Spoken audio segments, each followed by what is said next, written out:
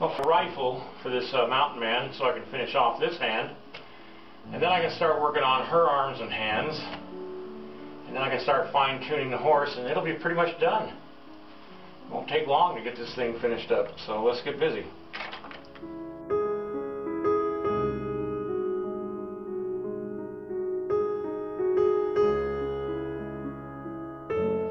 This is what I'm going to make the armature for the rifle with. And wherever I put it, there it is. And we'll cut off a length.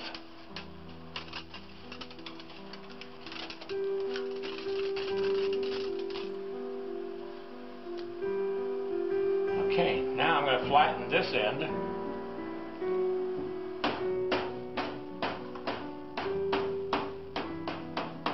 And I'm going to bend it about right there. There, it's got a nice little curve to it, and it'll be emphasized a little bit more with the clay as I put it on there. I don't have to have a lot of detail in this because it's going to be covered with leather anyway, so it saves a lot of technical detailing that I'd have to do normally with a rifle. Yeah, see, that looks good.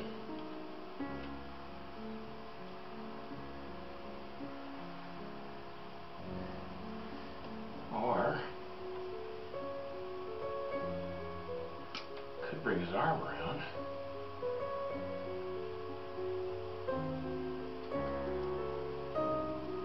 And have him hold it like that. Now the reason I would do that is twofold.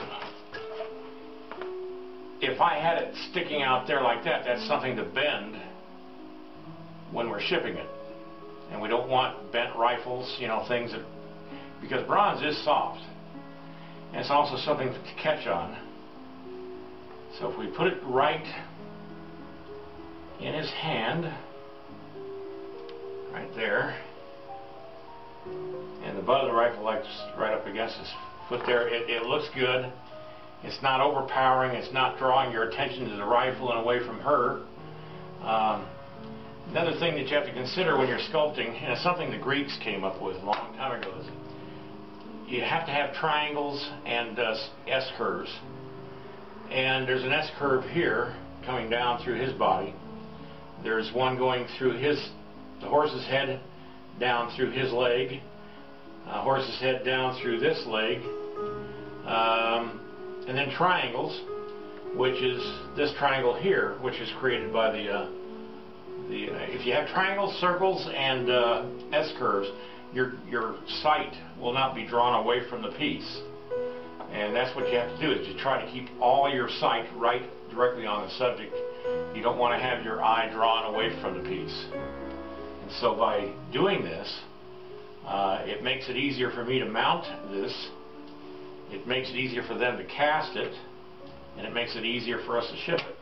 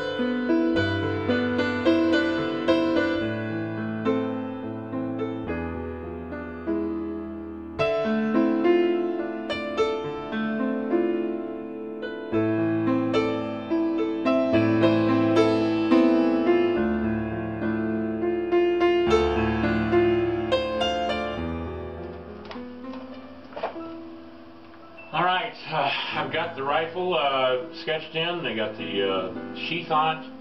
I'll add fringe to it. I'm going to try to figure out how I'm going to have that arranged on this thing. Yeah, that's about as far as I'm going to get today. So I'm going to call it quits and come back tomorrow, and this light box is working out. The clay is uniformly soft inside, and if I have a piece of clay left over, I can just drop it in the little hole there, and it's right underneath the light. So we'll see how it does tomorrow, if it is uniformly soft or melted by the time I get here.